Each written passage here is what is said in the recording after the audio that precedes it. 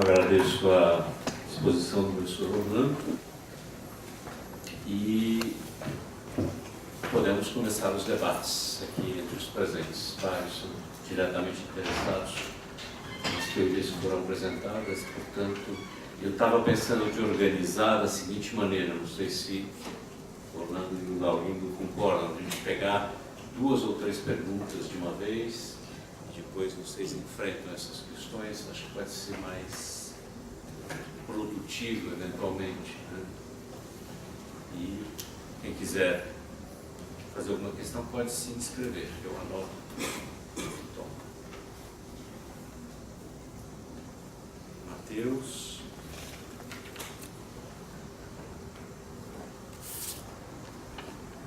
Mais alguém? Lucas? Pode ser. Você não tinha levantado a mão? Não, eu estava esperando se mais alguém quisesse. Não era? Não tinha esse sentido no seu movimento? Não, pode ter.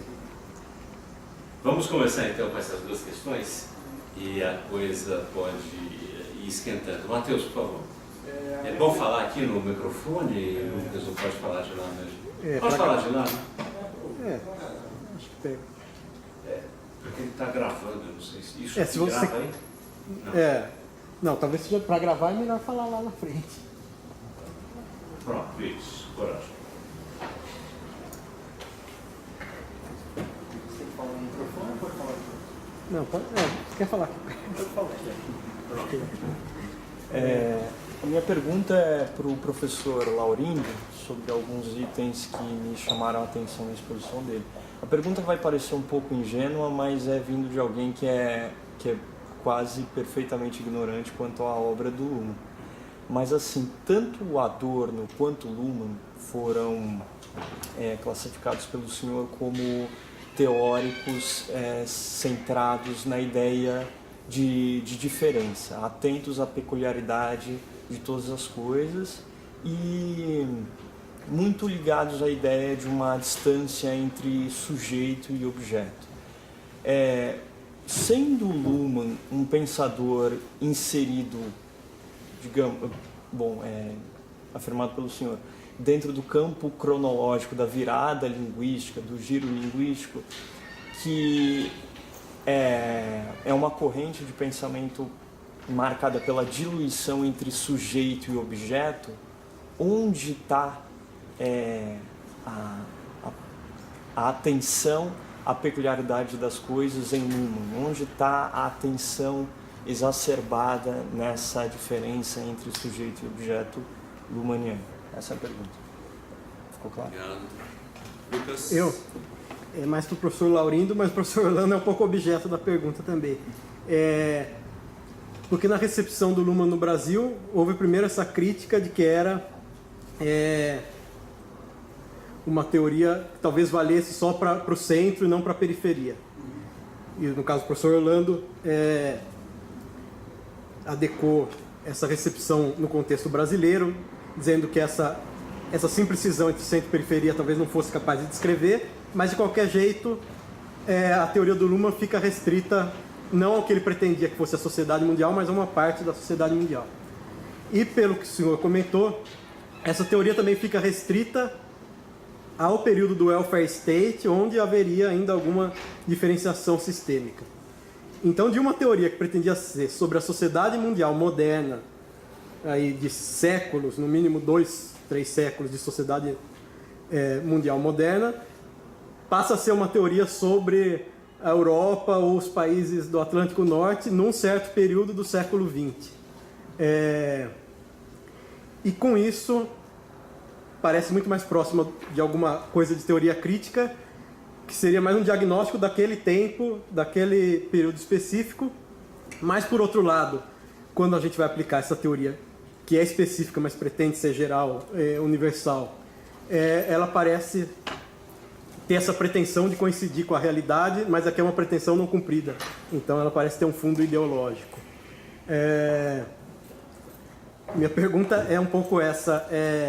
O que existe de realmente descritivo, porque o Luhmann pretendia ser puramente descritivo. O que não é descritivo a gente considera normativo ou considera uma má descrição por ele universalizar características muito peculiares no tempo e no espaço. Tá. Laurinho, então pode começar aí. O Lando reage depois, tá? São duas perguntas bem instigantes, me dá a chance de voltar um ponto que eu tive que passar correndo aí na exposição. A primeira tem a ver com a questão da peculiaridade. O que eu tentei dizer é o seguinte: em Adorno, a peculiaridade se expressa pelo primado do objeto. É uma máxima adorniana, não é? Por excelência. O primado do objeto, o primado das coisas, o primado do particular, que o sujeito, pela abstração necessária dos conceitos, acaba sempre fazendo violência. Não há uma subsunção sem resto das coisas, pelos conceitos. Como não há subsunção sem resto, esse resto é que importa para fazer a crítica da... Assim como é um pensamento de inspiração eminentemente materialista e marxiano. Materialista e marxiano. É a crítica da mercadoria, de certo modo, que é realizada no plano cognitivo e conceitual. Okay? No Luhmann, onde estaria a... Não está, evidentemente, na relação sujeito-objeto que ele procura superar. Ele vem justamente num... Mas eu sugiro que esteja na relação sistema-ambiente. Tá? E o sistema, com todas as abstrações que o compõem, como, por exemplo, função, código binário, programas, com toda a parafernália abstrata que o compõe, ele é marcador de uma identidade, de uma diferença em relação ao seu ambiente. E não pressupõe, vamos dizer assim, pelo menos no âmbito do arcabouço conceito, não pressupõe a possibilidade de instaurar-se no ambiente. Né? Seja em relação ao ambiente da sociedade, do sistema social, seja em relação aos sistemas parciais. Aí que estaria ambos vão operar, Adorno e Luhmann, na chave de uma não identidade, né? Uma dialética de não identidade. E não de síntese como a clássica hegeliana. Tá? É a manutenção do diferente, é a não subsunção sem resto que importa para ambos. Né? No sentido da minha argumentação. E em relação ao segundo, bom, eu não vou dizer aqui tudo que eu acho que compõe descrição. A pergunta é ótima.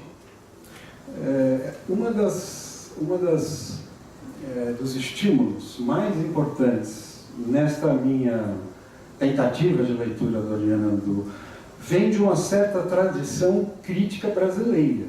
Por incrível que pareça, eu comecei a me interessar por isso estudando o Brasil. Não?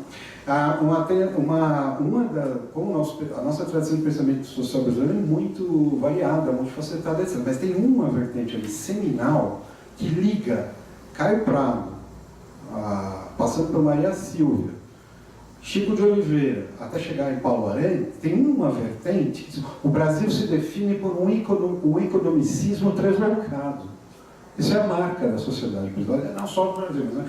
O Brasil foi primeiro, antes de qualquer outra coisa, um mercado. O resto das vezes ele já foi outra coisa. Você já foi sociedade, já foi... mercado ele sempre foi. Não? Para o sentido da colonização do cara, está lá. Não? E para muita gente isso vem sendo reposto em diferentes momentos da nossa trajetória de modernização.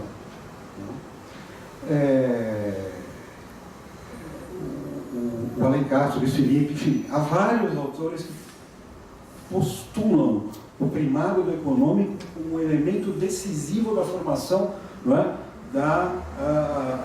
do Brasil.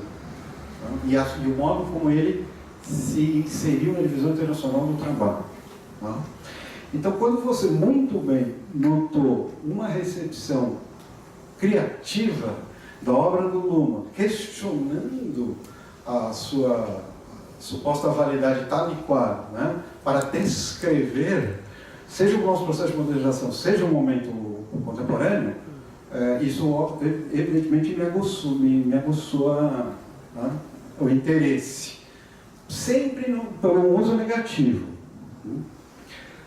Ao meu modo de ver, não se deve dizer de uma vez por todas se a teoria tem ou não tem nenhuma componente descritiva.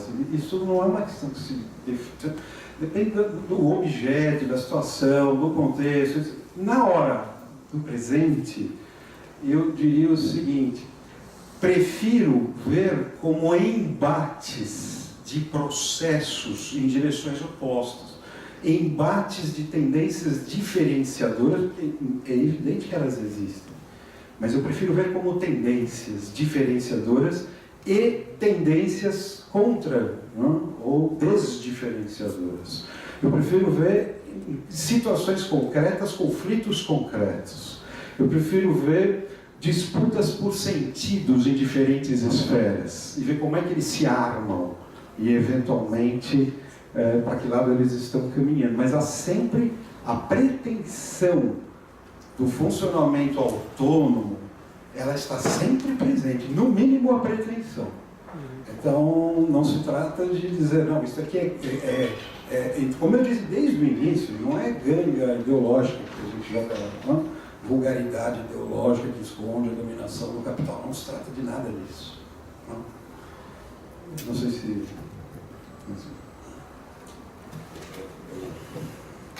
Acho que não tem muita coisa a acrescentar, eu pelo menos não teria muito a acrescentar o que disse João Laurim. Só observar que essa questão da diferença é fundante para o Luhmann, né? Dizem que ele define o próprio sistema como uma forma de dois lados, né? Então isso é absolutamente constitutivo para ele, que considera o autor, não tem a menor condição de dizer nada, mas no caso do Luhmann, claramente é uma perspectiva que caminha nessa direção. E no que concerne ao que você perguntou, Lucas, eu não sei, eu penso, por exemplo, quando o Pierre Bentif compara Luhmann, Bourdieu, Foucault e Habermas, né, dizendo que essas grandes propostas concorrentes têm lá suas pretensões de pertinência descritiva mesmo, de um diagnóstico e de uma descrição que seja consequente com o que está implicado no seu horizonte. Eu acho que a perspectiva do Luhmann é muito pretensiosa, ela tem uma última instância descrevendo o sistema mundial, né, com uma pretensão de descrição dos mais diversos âmbitos em escala mundial, em última instância. Né? E eu acho que essas garantias de pertinência que o Pierre Bentif faz alusão quando ele se refere a esses autores, experimenta a corrosão, em determinado momento, quando o Luhmann se afasta do seu horizonte empírico mais direto. Eu acho que ocorre um processo de corrosão e daí eu não sei se se trata de uma perspectiva normativa ou se se trata de uma má descrição, a se considerar. A se considerar, como está dizendo, como está chamando a atenção o Laurindo, concretamente. Naquele contexto, você pode observar uma tendência, por exemplo, de diferenciação, onde ela talvez não exista. Então, eu acho que é um pouco nessa direção. Mais questões? Vitor? Mais alguém? Eu tenho uma. Marco? Então, Vitor e depois Marco.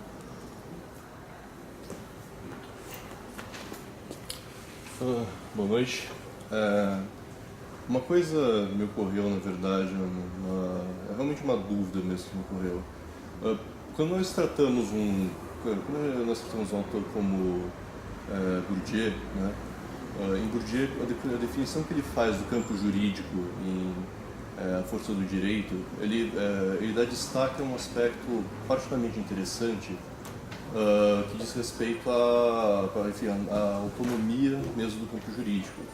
O que o Bourdieu entende é que ele consegue entender uma autonomia, que o campo jurídico pode ter autonomia para além simplesmente de uma visão formalista, né, de uma visão formalista de isolamento em relação à sua estrutura social, porque ele entende o direito enquanto um espaço de disputa pelo capital simbólico. E isso é uma parte, enfim, a literatura bourdieusiana específica sobre o direito, que ele mesmo escreveu, bem restrita, mas isso é um dos insights que ele apresenta. E, por outro lado, em Luhmann, né, quando Luhmann fala sobre autonomia do direito, ele fala em termos de autorreferencialidade, como parte, na verdade, da grande teoria social, teoria da sociedade, teoria da modernidade que ele está tentando fazer. Ele fala do direito como sistema autorreferencial. Se eu bem entendo, eu não sou um grande conhecedor de Arnaud, mas pelo que eu bem entendo,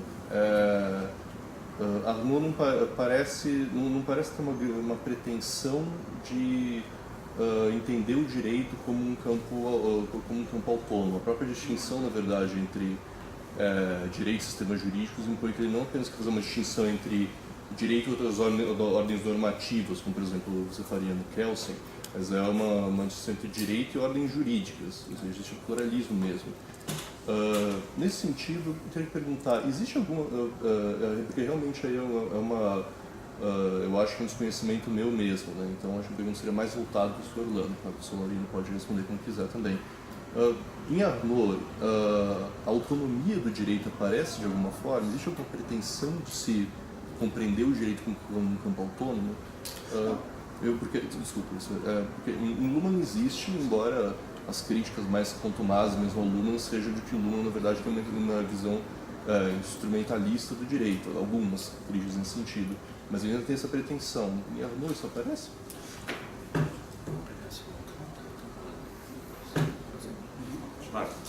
Bem, só uma reflexão que sempre quando eu leio autores que se auto-intitulam teóricos críticos do sistema é um pouco tormentoso para mim, que é entender um pouco a ideia da emancipação social. Tá? Então, eu acho que eu vou me direcionar aos dois professores, porque cada um faz um recorte diferente e mobiliza categorias diferentes para explicar isso.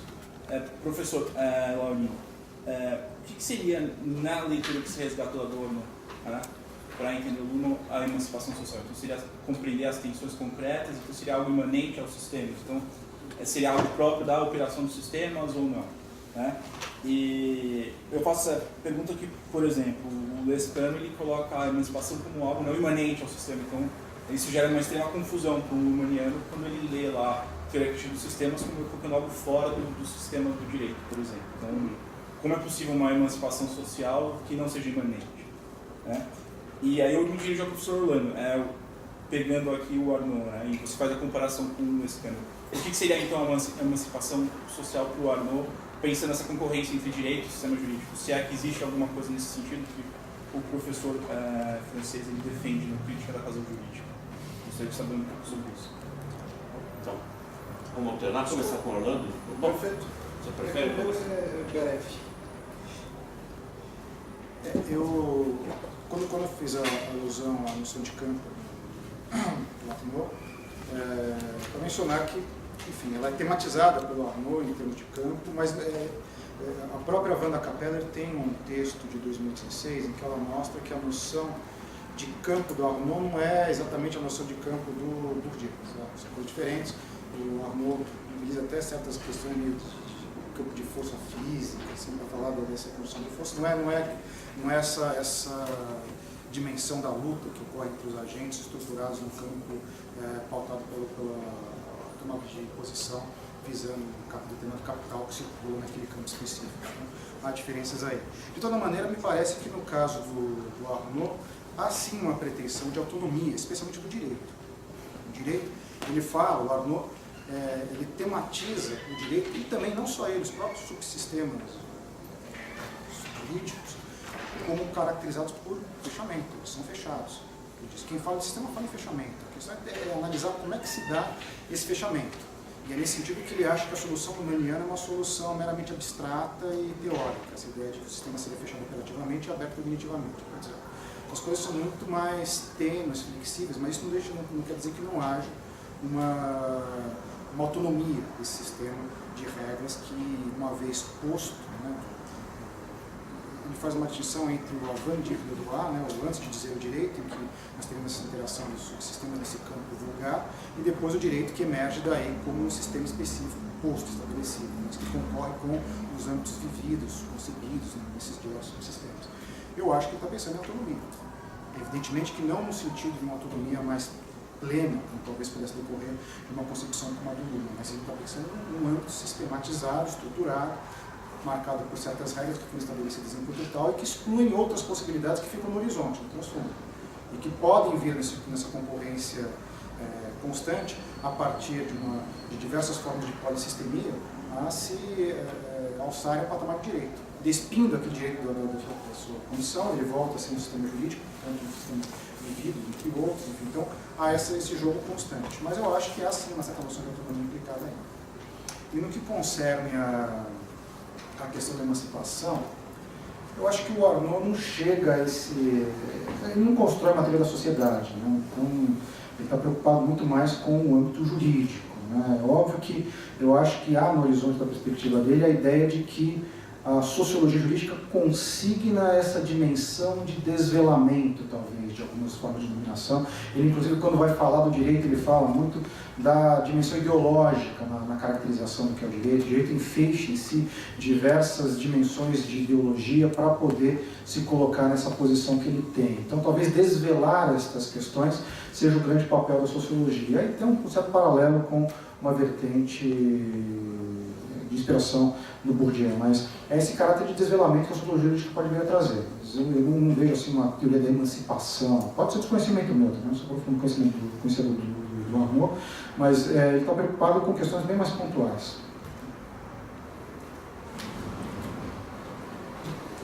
Bom, Marco, aqui o Adorno fez uma dialética negativa, sem síntese, muito próxima à noção dos paradoxos que se desdobram. Do ponto de vista lógico, a crítica adorniana é eminentemente crítica imanente. Ele não formula nenhum princípio positivo de emancipação. Ele trabalha com os bloqueios que se colocam a princípios formulados por outros pensadores, ou em outras esferas, na arte, etc. O que bloqueia? É uma teoria crítica de vocação eminentemente analítica, não avaliadora. Não meramente avaliador, etc. Por isso, eventualmente, a crítica à teoria dos sistemas, na chave da crítica imanente, vai operar com as próprias categorias da teoria. Ela tem esse sentido parasitário. Toda crítica imanente tem um sentido parasitário. Ela toma de empréstimo um critério que se inscreve no próprio objeto que ela está criticando.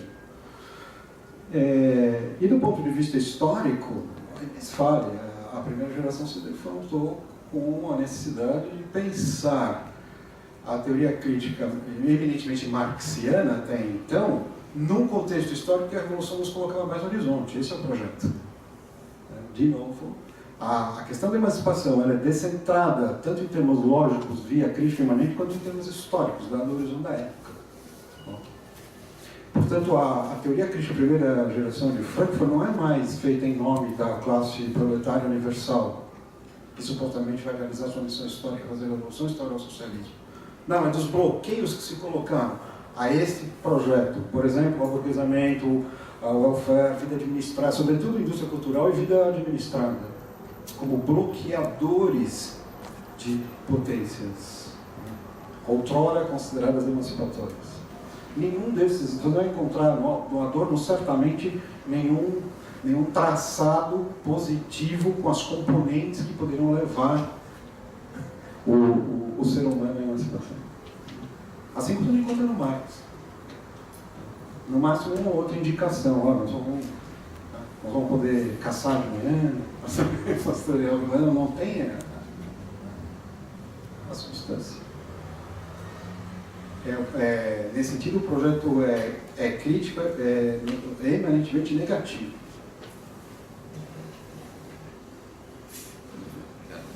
Mais alguma intervenção, alguma questão? O seu nome? Luciana. Luciana e depois o Marco. Vamos lá. Posso perguntar aqui? Bom, boa noite. A minha pergunta parece um pouco boba, patética, mas se eu sair e não fizer essa pergunta, eu vou ficar triste.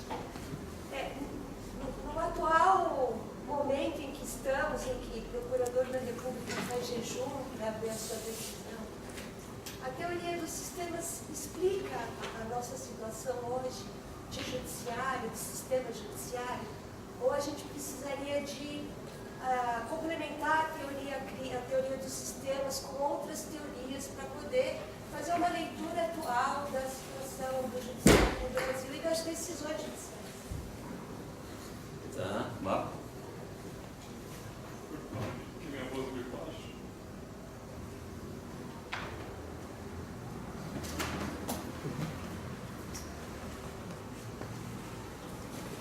Na verdade, a minha pergunta ela é uma pergunta mais geral, enfim, porque os senhores sentissem vontade para responder. Nós conversamos aqui sobre alguns modelos teóricos, e esses modelos teóricos, eles, de alguma maneira, eles tangenciam a questão de um sistema jurídico visto como sistema, portanto, algo que desfruta de algum grau de autonomia, e, por outro lado, de uma possibilidade, uma potencialidade crítica de, a partir da compreensão desse sistema algo autônomo, fazer uma intervenção ou propor uma reflexão crítica sobre o que tem sido esse sistema. É muito sumário. Minha questão, e eu até quis deixar ela um pouco por último, porque eu acho que ela tem uma questão mais de síntese, embora a síntese seja uma palavra um pouco complicada aqui, é o seguinte: até que ponto existe um benefício crítico em se compreender o direito como algo que tem a ver com autonomia, que tem a ver com um sistema ou que se fecha em um sistema? Quer dizer, acho que é essa a questão. Estou pensando aqui, principalmente, no Habermas, que trabalha uma diferença, especialmente o Habermas depois de democracia, que trabalha com uma diferença entre sistema jurídico, função diferenciado e direito, enraizado comunicativamente, enfim, mas em que é um pouco mais difícil entender esse argumento da autonomia como parte de um projeto crítico. Quer dizer, acho que o Habermas pode colocar como uma conta, enfim, uma provocação aqui. Até que ponto a gente consegue pensar, ou precisa pensar, no direito como um sistema, para que a gente possa pensar em uma crítica desse direito? Acho que essa é a pergunta. Excelente. É uma das perguntas que me alimentam ainda, né? Como me fez dar o pontapé inicial. É a pergunta do Adorno. Por que a arte importa e só se ela for autônoma? Essa é a pergunta dele. Né? Ao mesmo tempo, você falar do direito, do meu ponto de vista, é a mesma coisa. Importa que a sociedade tenha distintos âmbitos, cada um com a sua autonomia, cada um regido por leis próprias de funcionamento, cada um dotado de uma racionalidade, ou não importa, e se houver só um sistema que dê as rédeas de alto a baixo, totalitário, na acepção literal do termo, isto importa ou não importa? Não? Essa é a questão. Do ponto de vista crítico, eu dizia que algumas das fontes que orientaram a minha investigação têm a ver com uma certa tradição de pensamento brasileiro. Nessa tradição, há dois ilustres adornianos que falaram muito pouco sobre. Um falou nada quase, o outro ainda falou um pouco sobre, mas os dois são radicalmente adornianos. Um chama-se Antônio Cândido, o outro chama-se Roberto Schwartz. O Schwartz já declinou várias vezes a sua filiação adorniana. Toda a análise que ele faz do Machado de Assis é uma análise estético-formal, calcada em princípios internos da obra, e são esses princípios internos a via de acesso para poder fazer uma crítica da sociedade brasileira. Aqui é uma questão de estratégia analítica. O ângulo interno procedimental é chave para poder fazer a crítica de um sistema social assambarcador, digamos assim. Ou, se você quiser, nos fractais, no pequeno, no microcosmo, os procedimentos formais, está sedimentado alguma tendência decisiva do movimento mais geral. Não? Então, eu diria que são algumas das razões pelas quais importa levar a sério a pretensão de autonomia de cada esfera, seja como um projeto político para a sociedade, em nome da manutenção da diversidade de lógicas, de critérios de inclusão e exclusão, e assim por diante, quando a exclusão funciona com base no que diz, né? Não como, por exemplo, um metacódigo da exclusão que vai corrompendo todos. Né? E em nome de estratégias de decifração mesmo do social. Okay? A outra questão Então era sobre a equação dos sistemas para descrever. Outro ponto que nos move, né? Eu não teria escrito nenhum dos 2 artigos, certamente, se isso não me incomodasse. Agora, se é capaz de dar conta, se der conta de um pedaço, já está muito bom, né? O que poderia dar conta aqui, talvez, o principal seria a intuição, uma certa intuição de que não há, nem no caso do sistema judiciário, pode não haver, vamos colocar assim, nem consistência procedimental, razões técnicas de decidir e nem muito menos adequação social, né, das decisões. É marco normativo, é categoria transformada em marco normativo por absoluta falta de aderência com o real. Nesse sentido, acho que sim, vale muito a pena.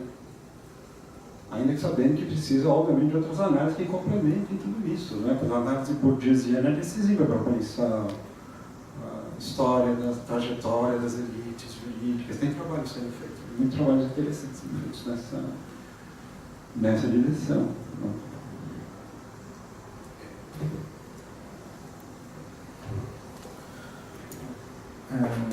Começando pelo fim, pelo que o Lauro acabou de mencionar, eu acho que, de fato, a teoria dos sistemas ela é um arcabouço teórico muito sofisticado, de repente ela se depara com situações que estão absolutamente fora do que a gente pode chamar mais genericamente de horizonte empírico mais direto, né, como é o caso da nossa realidade.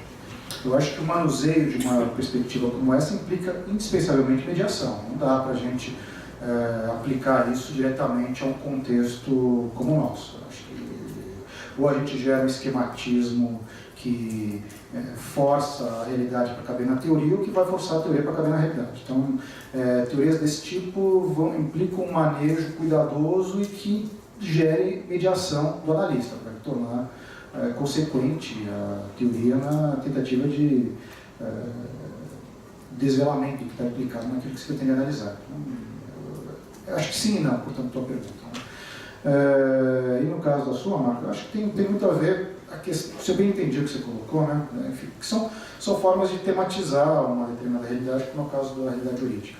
E o que eu acho que está no horizonte, tanto do Luhmann como do Arnaud, é a questão da complexidade.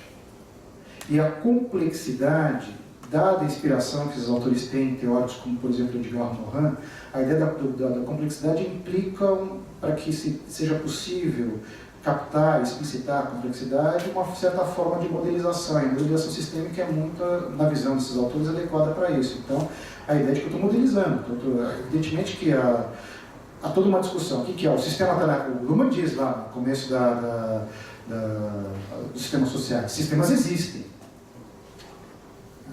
A realidade sistêmica do direito, por exemplo, como ele vai dizer também no primeiro capítulo lá do Direito da Sociedade, não decorre do observador, é o sistema que se autoproduz. Então, supõe-se que há um sistema. A ideia é de que a teoria ela vai modelizar isso para poder justamente explicitar melhor essa peculiaridade do próprio sistema, que é autônomo. Né? Na concepção do Arnaud, eu acho que isso é muito mais o peso no modelizador do que na própria realidade. Ele vai dizer, eu posso modelizar de determinadas maneiras. Eu posso, o jurista faz de um modo, o semiólogo faz do outro, assim por diante. E o que tentar é fazer uma abordagem ampla, interdisciplinar, que possa tentar captar, mas é sempre a ideia de complexidade subjacente. Eu acho que daí o porquê desses autores optarem pela via sistêmica, porque é a ideia de lidar com a complexidade com esse tipo de enfoque.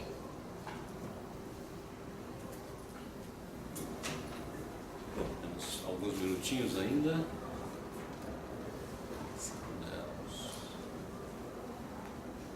Seu nome? Augusto. Existe mais alguma? Augusto, pode falar. No início da fala, o professor Laurino atribuiu ao aluno o caráter de filósofo. Não, eu não. Não, foi ele. Eu. Professor Zé. E o debate só me convenceu mais da correção da minha afirmação. Continua.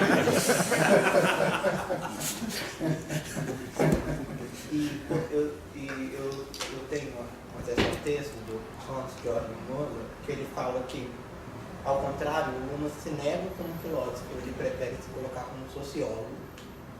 E ele fala que assim como a religião teria sido negada pela filosofia, a filosofia teria que ser negada agora pela teoria dos sistemas. E a todo momento em que ele constrói sua teoria, ele parece se distanciar de todos esses caracteres que às vezes que vocês colocam. Ele tende a ser muito mais descritivo, a se preocupar muito mais com a rigidez dos conceitos de sua teoria. Ele tem um cuidado na abstração em vez de se espairar por exemplos que poderiam arriscar sua teoria. E mesmo estando num contexto em que, ao lado dele, essas críticas estão sendo produzidas em massa. E ele parece negar, não querer tocar nisso, na construção da sua teoria. Então, a minha questão é tanto como é possível essa teoria crítica, se seria possível aproveitar o Luhmann sem deixar de lado os seus propósitos, tanto conceituais, de construção de uma teoria, e se essas colocações que vocês fizeram não vão de encontro ao que ele está propondo. Só para fazer uma alternativa aqui, Orlando, depois do Laurindo. Bom, eu particularmente eu fugi da questão quando eu me inscrevi aqui na participação no colóquio, porque de fato também tenho minhas reticências, para não se dizer minhas dúvidas, relativamente à questão dessa crítica no horizonte luhmanniano. De fato, não haveria tanto esforço dos autores em mostrar que ela existe se ela fosse auto-evidente. Eu acho que a gente pode encontrar a ideia da crítica no pensamento luhmanniano como uma virtualidade que está ali. De fato, não é exatamente o que escancaradamente o Luhmann pretendeu fazer. A ideia dele é uma perspectiva de vocação fortemente descritiva. Ele pretende que ela se coloque assim, ela pretende não consignar, em princípio, um caráter normativo, como aquele que estrutura perspectivas concorrentes, como é o caso do Habermas. Agora, isso não quer dizer que não possa ser possível tentar mapear, em termos de virtualidade, de aproximações, como o Laurindo faz, por exemplo, certas afinidades que essa perspectiva pode ter com outras, e explorar a partir daí o seu potencial de desenvolvimento crítico mesmo. Ou então, como é o caso que faz o Descamps, imputando mesmo a teoria, esse papel interventivo, normativo na própria realidade. Eu acho que isso está colocado, mas é um exercício a ser feito. E num autor dessa altura do Luhmann, tudo é controvertido. Evidentemente que uma leitura talvez mais ortodoxa vá rejeitar essa visão mais normativa. Mas o clássico é isso, né? O clássico se abre a diversas possibilidades de interpretação, de manejo. Eu não vejo como não possível uma perspectiva crítica no horizonte da sistêmica. Simplesmente ela demanda uma construção, e que, aliás, é uma construção muito sofisticada. As aproximações que são feitas, como é o caso do que o Laurindo faz, com certas perspectivas da primeira geração, especificamente do Adorno, ou mesmo como o Fischer Descamps faz, em termos mais generalistas, enfim, eu acho que não é incompatível, né? Tudo depende do modo como você vai lidar com o instrumental.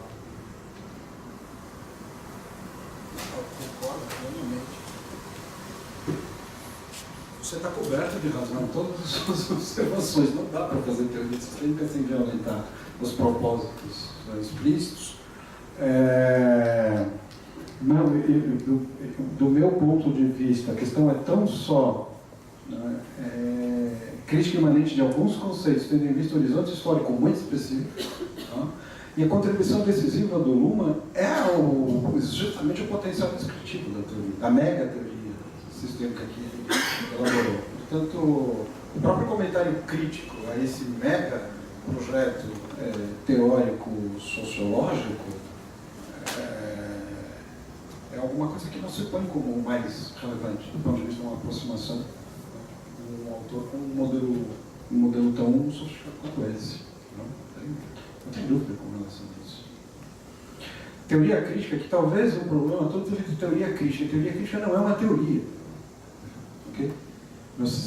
Nunca foi, nem no Marx, chama-se crítica da economia política. Nunca foi uma teoria autônoma em relação ao seu objeto. O stalinismo tentou transformar dogmaticamente numa coisa das vendas leis, das férias, do desenvolvimento histórico.